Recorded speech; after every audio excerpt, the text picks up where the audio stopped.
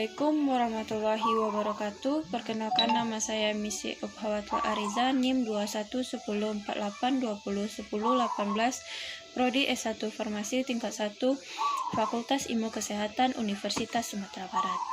Baiklah, dalam video kali ini saya akan menjelaskan sedikit tentang mekanisme kontraksi dan relaksasi otot. Ini adalah keadaan saat otot memegang dan memendek sehingga dapat menggerakkan tubuh atau rangka tubuh. Relaksasi adalah tidak adanya rangsangan sehingga kondisi ketika otot kembali memanjang. Berikut diagram perbedaan posisi aktin dan miosin saat otot mengalami kontraksi dan relaksasi. Pun relaksasi otot terjadi saat otot kembali ke keadaan semula dan mengundur. Mekanisme kontraksi dan relaksasi otot ini digambarkan sebagai metode sliding filament, yaitu pergeseran filamen otot yang membentuk aktomiosin dan terurainya kembali aktomiosin tersebut. Bagian-bagian yang berperan dalam kontraksi otot. Yang pertama, sarkolema.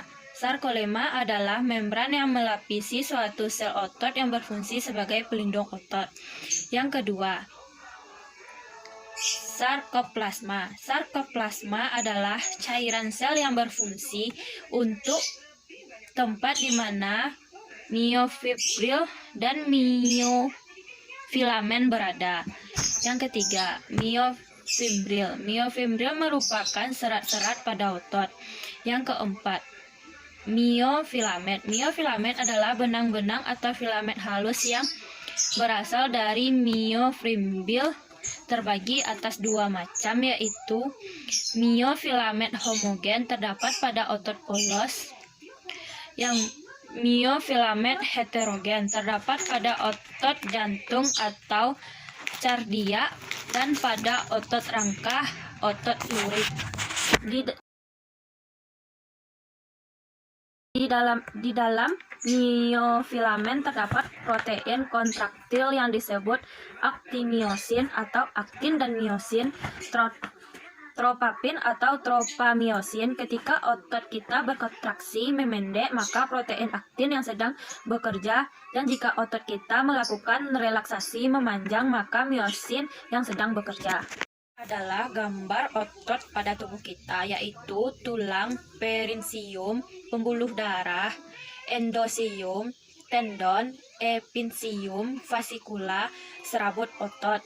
Ini adalah salah satu juga gambaran dari otot. Fase kerja otot terbagi dua, yaitu kontraksi dan relaksasi. Yang pertama, kontraksi otot mengkerut. Terjadinya penguraian ATP menjadi ADP ditambah P dan ditambah energi. Sedangkan relaksasi adalah otot mengendur, terjadinya pembentukan ATP atau respirasi aerob, glikogen, gula cadangan. Dan komponen dalam kontraksi otot. Yang pertama, impuls motorik. Yang kedua, asetilkolin, pengantar rangsangan dari impuls. 3, aktin dan miosin. 4, ATP. 5, ion Ca2+.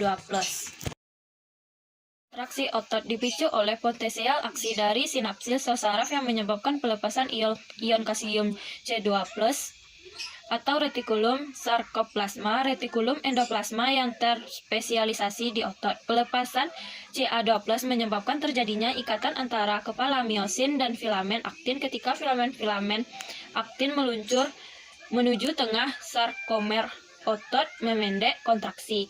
Pada saat relaksasi, filamen tersebut kembali ke bentuk semula. Tes sinapsis, hubungan tak langsung antara saraf dengan otot. Yang pertama, ketika menerima rangsangan berupa perintah keinginan untuk melakukan sesuatu. 2. Rangsangan dibaca oleh impuls motorik pada sel saraf. 3. Pada sel saraf, rangsangan dibawa oleh dendrit menuju ke badan sel, kemudian dari badan sel rangsangan dibawa oleh akson menuju ujung akson.